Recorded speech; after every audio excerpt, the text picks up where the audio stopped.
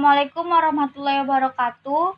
Di sini saya Sri Rizikina dan kedua teman saya, yaitu pertama Salma Indah Sari Siregar dan Mayang Sari, akan memaparkan materi tentang reformasi perpajakan untuk menciptakan keadilan, peningkatan kepatuhan, dan penguatan fiskal.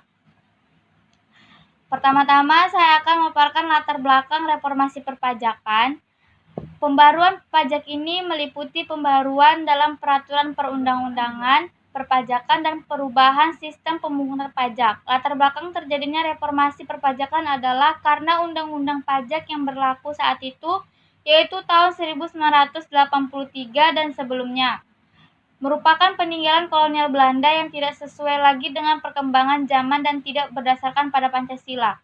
Tujuan utama reformasi pajak menurut mantan Menteri Keuangan Republik Indonesia Radius Prawiro pada sidang DPR tanggal 5 Oktober 1983 adalah untuk lebih menegakkan kemandirian masyarakat Indonesia dalam membiayai pembangunan nasional dengan lebih mencurahkan lagi segenap kemampuan kita sendiri.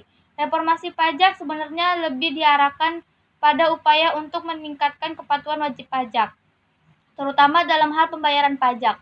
Wajib pajak patuh bukan berarti wajib pajak yang membayar dalam membayar nominal besar, melainkan wajib pajak yang mengerti dan mematuhi hak dan kewajibannya dalam bidang perpajakan serta telah memenuhi kriteria-kriteria tertentu. Nah, topik pembahasan kami ialah pertama penciptaan keadilan, kedua peningkatan kepatuhan, dan ketiga penguatan fiskal. Pertama, reformasi perpajakan untuk penciptaan keadilan. Basis dari reformasi perpajakan yang ideal yang dilakukan melalui Undang-Undang HPP adalah aspek keadilan dan keperpihakan. Di sisi pajak, penghasilan atau PPh, keadilan dan keperpihakan dalam Undang-Undang HPP tercermin pada pertama, dukungan penguatan UMKM dengan memberikan batasan peredaran bruto usaha tidak kena pajak sebesar 500 juta dan tetap mempertahankan diskon PPh 50%. Kedua, perbaikan progresivitas PPh orang pribadi atau OP dengan melebarkan rentang penghasilan kena pajak sampai dengan 60 juta untuk lapisan tarif PPh OP terendah 5% dari yang sebelumnya hanya sampai dengan 50 juta. Dan menambah satu lapisan tarif PPh OP tertinggi 35% untuk penghasilan kena pajak di atas 5 miliar per tahun. Ketiga, perluasan basis pajak dengan penerapkan pajak atas natura atau fringe benefit. Keempat, serta mempertahankan tarif PPh badan mulai tahun pajak 2022 sebesar 22%. Keadilan dan keperpihakan pada sisi PPN dilakukan dengan tetap melindungi masyarakat kecil melalui fasilitas pembebasan PPN terhadap barang kebutuhan pokok, jasa kesehatan, pendidikan, pelayanan sosial, dan lainnya. Masyarakat tetap tidak perlu membayar PPN atas konsumsi kebutuhan pokok, jasa pendidikan, jasa kesehatan, dan layanan sosial. Keberpihakan ini konsisten dengan sisi belanja, di mana belanja pendidikan di APBN 2022 mencapai 542,8 triliun, kesehatan 256 triliun, dan perlindungan sosial mencapai 429,9 triliun.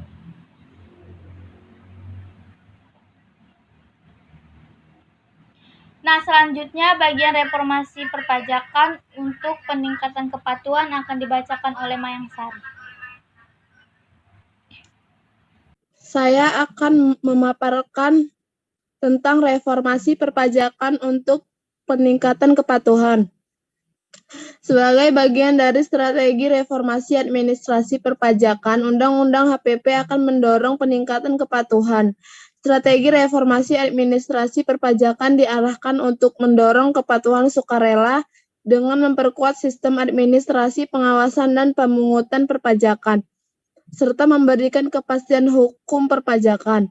Hal ini dilakukan melalui penggunaan NIK sebagai NPWP-OP, penyesuaian persyaratan bagi kuasa wajib pajak, penunjukan pihak lain sebagai pemotong pemungut pajak, meningkatkan kerjasama penagihan pajak antar negara, dan pengaturan pelaksanaan persetujuan bersama Mutual Agreement Procedures atau MAP.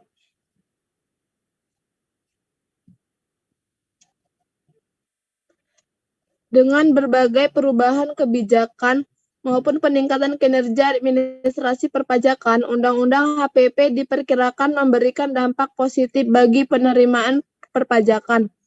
Dalam jangka pendek di tahun 2022, penerimaan perpajakan diperkirakan akan tumbuh cukup tinggi dengan rasio perpajakan di kisaran 9% PDB. Dan selanjutnya, dalam jangka menengah rasio perpajakan bisa mencapai lebih dari 10% PDB paling lambat di tahun 2025. Seiring dengan pertumbuhan ekonomi yang semakin baik dan peningkatan kepatuhan yang berkelanjutan, tutup Febrio.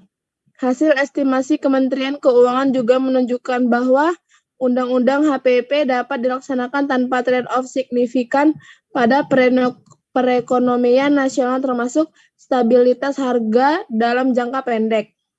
Reformasi perpajakan untuk penguatan fiskal.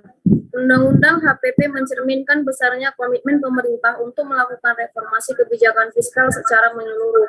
Perbaikan terus-menerus di sisi belanja melalui berbagai upaya penguatan efisiensi dan efektivitas anggaran harus dibarengi dengan penguatan di sisi pendapatan.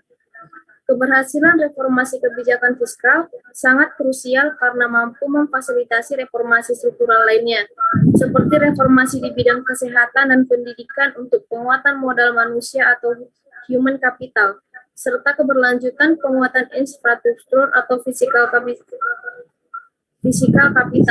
Reformasi struktural akan membentuk fondasi bagi ekonomi yang semakin tumbuh tinggi secara berkelanjutan ke depan untuk mencapai Indonesia maju pada tahun 2045. Melalui penciptaan iklim investasi dan bisnis yang kompetitif. Lanjut Febrio.